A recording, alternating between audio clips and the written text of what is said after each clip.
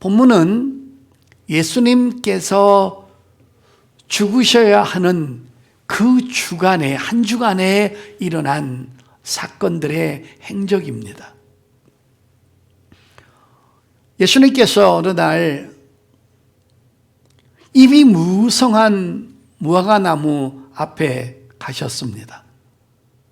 그 열매를 구했더니만은 열매는 하나도 없고 잎만 무성하게 있는 것입니다. 예수님께서 이렇게 화를 내시고 저주하신 내용은 그렇게 흔치가 않습니다. 그렇다면 예수님께서 그 나무를 저주하셨습니다. 그리고는 제자들을 향해서는 너희는 하나님을 믿으라라는 말씀을 남겼습니다. 다시 말해서 무화과 나무는 저주를 하셨고 그것을 보고 있는 제자들에게는 하나님을 믿으라라는 말씀을 그들에게 남기셨습니다.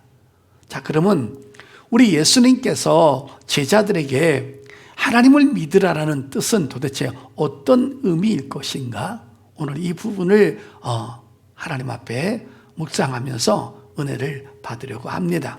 자, 여러분, 예수님께서 제자들에게 하나님을 믿으라는 이 내용은 바로 이런 뜻입니다. 하나님은 모든 것을 하실 수 있는 분이심을 믿으라는 뜻입니다. 하나님은 모든 것을 하실 수 있는 분, 하나님은 모든 것을 해결하실 수 있는 분, 하나님은 모든 것을 아시는 분, 그 하나님을 믿으라고 제자들에게 말씀해주고 있습니다. 성도 여러분, 이제 본문의 내용을 잘 한번 소개할 테니까 잘 들어보시길 바랍니다. 예수님께서 십자가에 죽으시는 그날, 그 주간의 월요일 날, 예수님은 예루살렘의 일정을 마치시고 제자들과 함께 저녁에 이동을 하게 됐는데 그 이동하는 장소가 바로 베단이었습니다. 예수님은 사역은 예루살렘에서 하셨지만 꼭 주무실 때는 베다니로 내려가셔서 나사로 집에서 주무신 것을 여러분이 충분히 알고 계실 것입니다.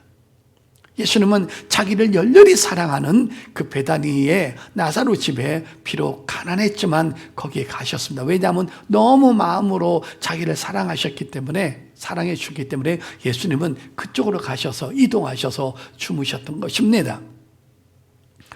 자, 예루살렘에서 월요일날 일정을 마치시고 베다니로 이동하는 중에 무화과 나무를 만난 것입니다. 그랬더니만은 잎사귀만 무성하게 있는 그곳에 가서 열매를 좀 구했더니만은 열매는 하나도 없는 것입니다. 그러자 우리 예수님께서 화를 내시면서 무화과 나무를 저주하셨는데 이런 독특한 사건은 그렇게 흔하지 않습니다. 여러분, 예수님이 어떤 분이십니까? 그분이 저주하시는 분이십니까?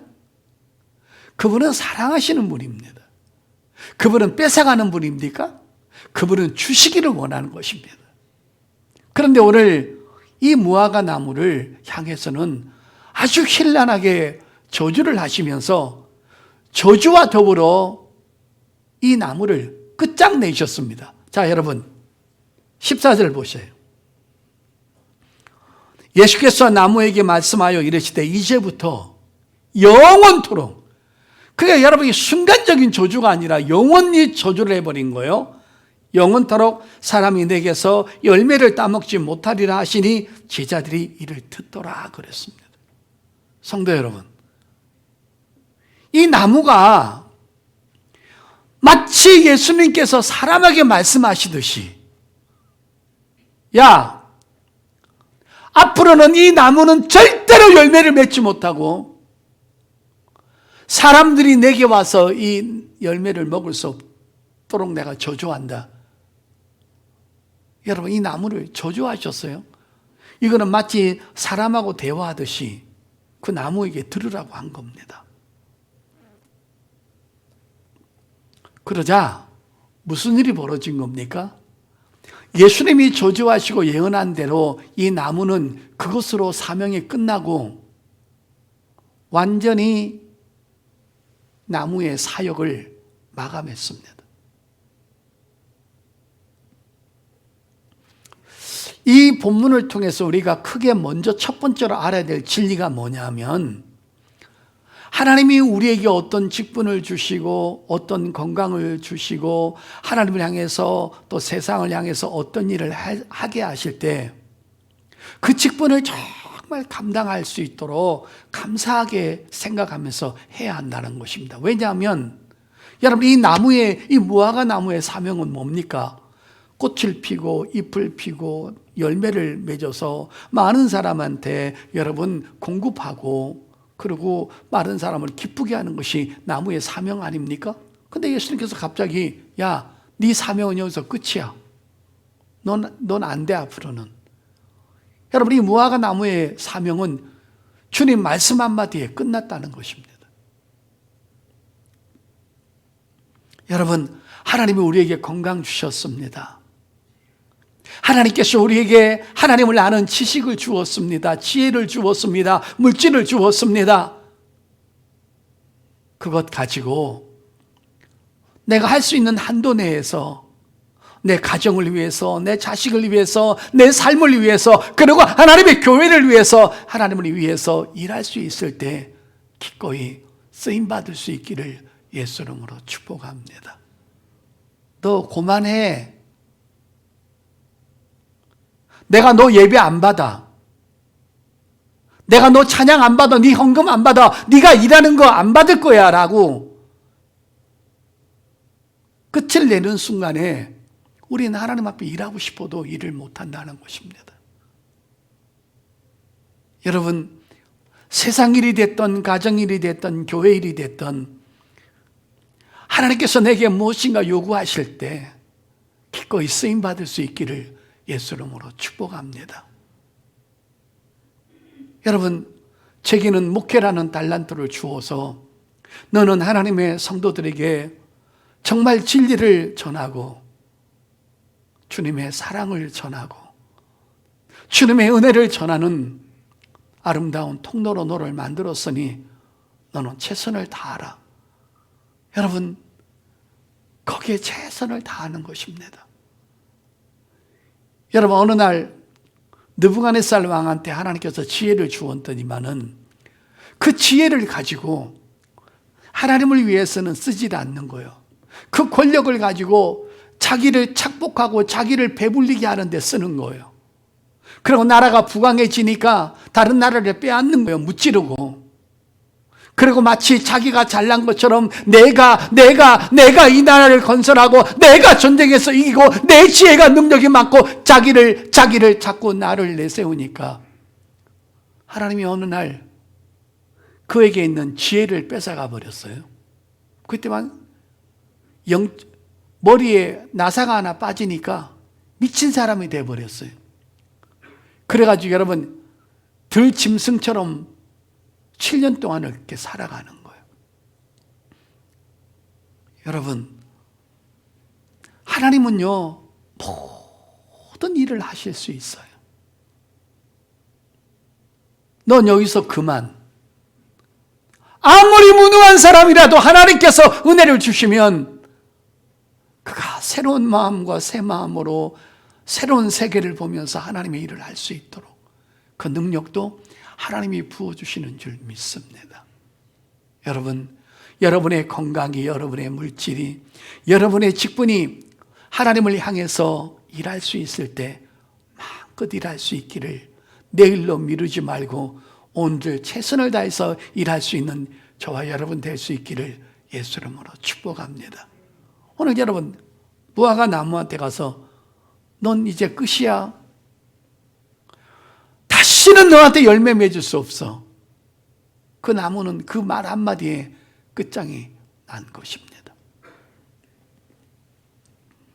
자, 이제 조금 이 본문을 또 이어가 보도록 하겠습니다. 무화과 나무를 저주했습니다. 월요일 날 저녁에 나오시는 동안에 나왔어요. 제자들과 함께 베다니에서 나사로 가정에서 주무셨어요. 그리고 아침이 밝았습니다. 그날이 바로 화요일입니다. 제자들과 함께 이제 다시 예루살렘으로 입성을 하는 겁니다. 그런데 제자들이 가다가 깜짝 놀라는 광경을 본 것입니다. 그건 뭐냐? 어저께 저녁에 예수님께서 무화과 나무를 저주하시면서 다시는 열매 맺지 말라고 저주를 하셨는데 그 말을 제자들이 똑똑히 어저께 저녁에 들었던 것입니다. 근데 아침에 날이 밝아서 올라가니까 여러분, 그 나무가 뿌리채 말라서 비틀어져 썩어져 있는 것입니다. 얼마나 여러분 놀랬겠습니까? 그때 제자들이 보고 놀래가지고, 자, 여러분 보겠습니다. 20절 보십시오. 이 말하고 이 말이 지금 연결되는 겁니다. 그들이 아침에 지나갈 때, 하룻밤 지난 겁니다. 이제 예루살렘 들어가는 겁니다. 무화과 나무가 뿌리채 마른 것을 보고 베드로가 생각이 나서 여짜오되, 무슨 생각이요? 어제 저녁에 예수님이 하신 말씀에 생각이 난 겁니다. 여짜오되, 라삐어 보소서, 저주하신 무화과 나무가 말랐나이다. 예수께서 그들이 이르시되, 대답하여 이르시되, 하나님을 믿으라. 이렇게 돼. 자, 여러분 저 보시길 바랍니다. 어저께 저녁에 분명히 무화과 나무에게, 사람에게 말을 하듯이 저주를 하셨는데 그 말을 제자들이 들었다는 거죠. 그리고 이동을 하고 하룻밤 주무시고 오셔서 아침에 봤더니만은 베드로가 보고 놀란 것입니다. 그 나무가 뿌리채 말라서 비틀어서 썩어져 있는 것입니다. 베드로가 너무 놀래가지고, 주님, 어저께 저녁에 말씀하신 이 나무가 뿌리채 말라 비틀어져서 썩어져 내 동령이 쳐 있나이다. 그때 우리 주님은 이렇다 저렇다 말하지 아니하고 동문서답을 하십니다. 하나님을 믿으라. 즉 우리가 섬기는 하나님은 모든 것을 아시고 모든 것을 능히 다 하실 수 있는 그 전능한 하나님을 믿으라라고 예수님은 이 무화과 나무를 통하여서 제자들에게 신앙 교육을 시키고 있는 것입니다. 그래서 여러분, 인간과 하나님의 차이, 사람의 영역과 하나님의 영역의 차이가 이렇게 다르다는 것입니다. 사람은 안 되는 게 너무나 많고 못하는 게 너무 많고 아쉬운 게 너무 많지만 우리 하나님은 모든 것을 다 하실 수 있고 모든 것을 다 알 수 있는 전능한 하나님인 것을 믿으시기를 바랍니다. 그래서 여러분, 하나님에게만 독점되는 단어들이 있어요. 하나님의 인격에 어울리는 단어가 있어요. 이런 것들을 전부 다 합해서 뭐라고 그러시는가? 자, 보겠습니다. 창세기 17장 1절입니다. 바로 이런 분이 하나님이십니다. 창세기 17장 1절. 창세기 17장 1절입니다. 하나님의 성품의 인격에 어울리는 아름다운 단어입니다. 자, 17장 1절, 창세기 17장. 아브라함이 99세 때 여호와께서 아브라함에게 나타나서 그에게 이르시되, 잘 보십시오. 나는 하나님은 전능한 하나님이라. 너는 내 앞에서 행하여 완전하라. 아멘. 하나님이 누구십니까? 하나님이 어떤 분이십니까? 전능하신 하나님인 것을 믿으시길 바랍니다. 너희는 전능한 하나님을 믿고 사랑하는 존재들이라는 것입니다.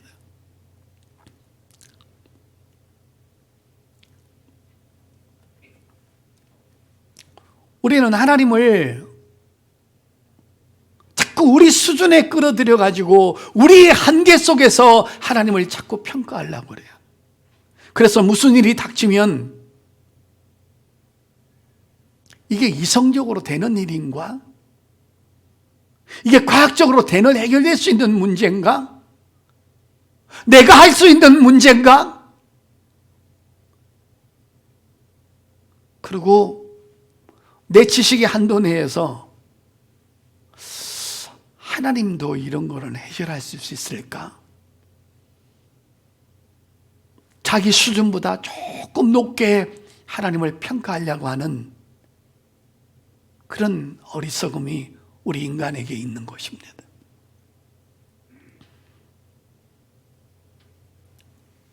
하나님은 전능하셔요. 모르는 게 없으세요. 안 되는 게 없으세요.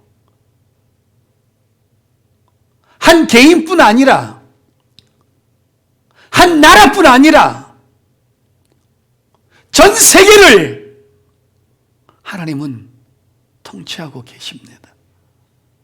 미국 사람이 기도하는 것도 듣고 계시고, 아프리카 사람들이 기도하는 것도 듣고 계시고, 우리가 하는 것도 듣고 계시고, 3살 먹은 아기가 손을 모아서 밥 앞에서 감사하다고 기도하는 것도 하나님은 듣고 계신다는 것입니다. 그래서 하나님은 전능하신 하나님인 것을 믿으시기를 바랍니다. 성도 여러분, 이제 하나님의 전능성을 알려면 조금 제가 설명을 할 테니까 한번 들어보십시오. 동물, 새, 바다에 사는 물고기들, 그 다음에 사람들은 순간적으로 지진이 난다든지, 순간적으로 빌딩이 무너진다든지, 비행기가 순간적으로 추락을 한다든지, 순간적으로 자동차 사고가 나면 이런 생물들은 순간적으로 죽을 수 있다는 거예요. 우리도 사람이 순간적으로 죽잖아요. 지진이 나면 깔려서 죽는 겁니다. 자동차 사고가 나면 순간적으로 죽는 거예요. 어항에 있는 물고기들이 주인이 어떤 손님이 찾아와서 저 우럭 주세요, 저 강어 주세요, 저 도다리 주세요 하고 말을 하면 순간적으로 그물을 가지고 끌어올려 가지고 모가지 쳐서 그대로 죽는 거예요. 이런 것들은 순간적으로 죽어요. 하루살이가 순간적으로 죽습니다. 파리가 순간적으로 죽어요. 초목에서 싱싱한 풀을 뜯어먹고 있던 임팔라가 순간적으로 표범이 달려들어서 목덜미를 물어서 3분 안에 숨통을 끊어서 죽습니다. 이렇게 생물들은 한순간에 죽을 수 있어요. 그러나 꼭 기억하십시오. 나무는, 식물은 한순간에 죽지 않아요, 여러분. 나무의 뿌리는 눈에 보이지 않아요. 나무의 뿌리는 땅 속에 깊이 박혀 있어요. 그 땅 속의 뿌리로부터 영양을 공급받아서 위에 보이는 나무가 자라고, 잎이 자라고, 꽃이 피고, 그 다음에 열매를 맺는 거예요.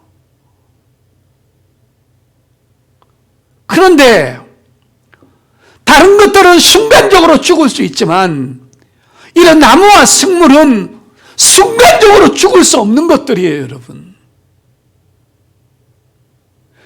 나무가 죽으려면 땅 밑에 깊이 박혀 있는 뿌리가 메말라야 되고 더 이상 영양분을 공급받지 못해서 혹은 며칠 혹은 몇 달이 지나야만이 그 나무가 죽을 수 있는 거예요. 그런데 어제 저녁에 주님이 나무에게 명령했어요. 야! 다시는 너는 열매 맺지 못해.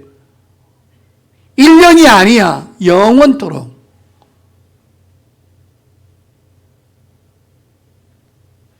제자들이 그 말을 들었어요. 근데 화요일날 아침에 예루살렘으로 올라가는데 그것을 딱 보니까 그 바릇바릇하고 싱싱했던 나무가 뿌리째 말라 비틀어져가지고 썩어가지고 내동경이 치고 있는 거예요. 제자들이 놀랬다고 그랬어요. 주여, 어저께 말씀하신 나무가 뿌리째 말라서 죽었나이다. 하나님을 믿어라. 여러분, 우리가 섬기는 그분이 바로 이런 하나님인 것을 믿으시기를 바랍니다. 한순간에 치료할 수 있고, 한순간에 복줄 수 있고, 한순간에 낮출 수 있고, 한순간에 뺏어갈 수 있고, 한순간에 버릴 수 있고, 한순간에 세울 수 있는, 그것이 온 세계, 온 사람에게, 온 식물에게, 온 동물에게 미치는 하나님의 실력이며 하나님의 영역인 것을 믿으시기를 바랍니다. 성경 보겠습니다. 사무엘상 2장입니다. 사무엘상 2장 6절입니다. 제가 읽겠습니다. 여호와는 죽이기도 하시고 살리기도 하시며 수월에 내리기도 하시고 거기에서 올리기도 하시는도다. 여호와는 가난하게도 하시고 부하게도 하시며 낮추기도 하시고 높이기도 하시는도다. 가난한 자를 진토에서 일으키시며 빈궁한 자를 거름더미에서 올리사 귀족들과 함께 앉게 하시며 영광의 자리를 차지하게 하시는도다. 땅의 기둥들은 여호와의 것이라 여호와께서 세계를 그것들을 위해 세우셨도다. 아멘. 하나님의 영역은 전 세계라는 거예요. 우리의 영역은 우리의 가정이에요. 우리의 영역은 내 것만 어떻게 해결할 수 있는 정도예요. 그것도 안 되는 게 너무 많아요. 인간이 그거예요, 여러분. 그러나 하나님은 동물의 세계가 됐든 식물의 세계가 됐든 미생물의 세계가 됐든 별들의 세계가 됐든 사람의 세계가 됐든 믿지 않는 사람의 세계가 됐든 믿음 안에 있는 사람의 세계가 됐든 우리 가정의 세계가 됐든 교회의 세계가 됐든 주께서는 마음대로 움직일 수 있는 크신 하나님인 것을 믿으시기를 바랍니다. 하나님을 믿어라. 이런 하나님을 믿어라. 우리가 오늘 이 본문을 받으면서 우리 평생 동안 잊지 말아야 될 것이 두 가지 사실이 하나가 있습니다. 첫째는 내 힘으로 내 가정을 지키고 내 힘으로 내 자식을 지키고 내 힘으로 살 수 없다는 것을 믿으라는 거예요. 너는 안 된다는 거예요. 그거 인정하고 그거 믿으라는 거예요. 믿으시면 아멘. 나라는 존재는 아무것도 할 수 없다는 거예요. 책임질 수 없다는 거예요. 우리가 3분 앞을 볼 수 있습니까? 내 자식을 책임질 수 있습니까? 내 건강을 책임질 수 있습니까? 내 미래를 책임질 수 있습니까? 내게 어떤 일이 일어날 것을 알 수가 있습니까? 그러므로 너는 너를 믿지 말라는 거예요. 너는 아무것도 할 수 없는 존재요, 연약한 존재라는 것을 잊지 말고 끝까지 믿고 살으라는 것이에요. 두 번째는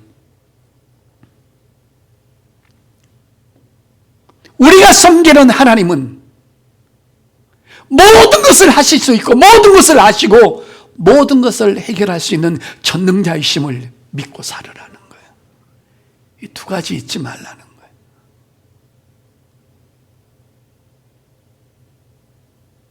나라는 존재가 하나님 앞에 아무것도 할 수 없다는 것을 믿을 때 전능하신 하나님을 의지할 수 있고 그분을 신뢰할 수 있고 그분을 믿을 수 있는 것입니다.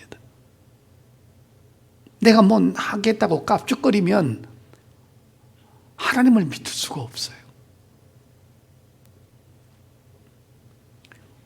내가 내년에 계획을 세우고 10년 후에 뭐 연금이 얼마 남아서 그것을 먹고 살라고 세우고 우리 회사가 튼튼하니까 뭐가 되겠지? 안전하지 않습니다. 그 기업이 언제 망할지 모르고 그 기업이 안 망해도 내 육체가 망할 수 있고,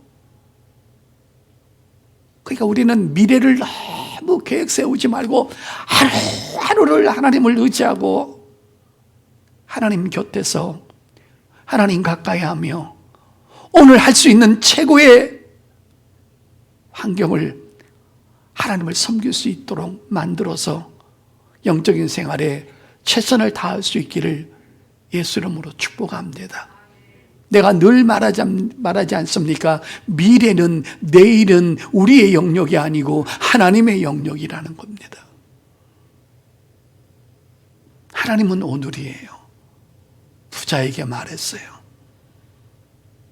오늘 네 영혼을 거둬가면 이 모든 재산은 누구 것이 되겠느냐? 십자가에 달리는 두 강도 중에 복음을 받아들이는 하나에게 너는 내일 구원받을 거다 그렇게 말하지 않고 오늘 네가 나와 함께 낙원에 있으리라.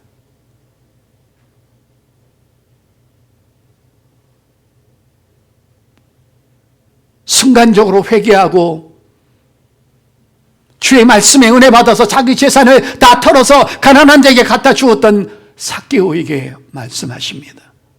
오늘 이 집에 구원이 이루어졌도다. 너도 아브라함의 자손이미로다. 하나님의 시간은 오늘일 것입니다. 오늘 예배해야 됩니다. 오늘 헌금해야 됩니다. 오늘 주 앞에 쓰임받아야 됩니다.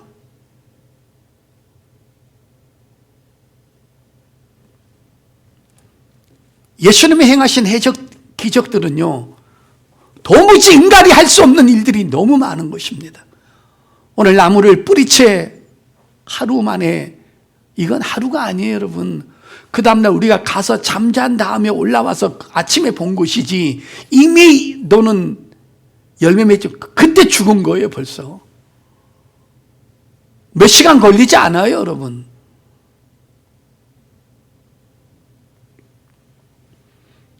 물로 포도주를 만드신 사건, 물 위로 거두신 사건, 바람과 파도를 꾸짖으시는 사건, 오병이의 사건 속에서 머리떡 5개하고 물고기 2마리로 5,000명을 먹이고 12광주를 남기는 이런 일들은 도무지 인간들이 할 수 없는 영역이에요, 여러분.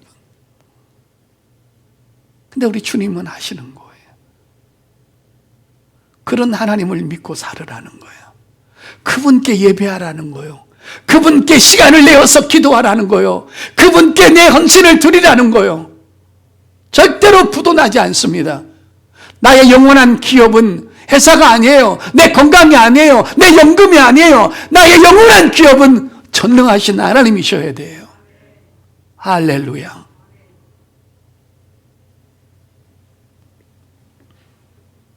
말씀의 결론 내겠습니다. 우리가 이 시간에 해야 될 일은 이런 하나님을 소개받았고 이런 하나님의 능력을 보았다면 우리는 더욱더 주님과 가까이 은혜 받는 데 시간을 투자하시길 바라고, 이런 하나님 앞에 기도하는 시간을 투자하시길 바라고, 아름답게 믿음을 가꾸는 데 시간을 헌신할 수 있기를 축복합니다.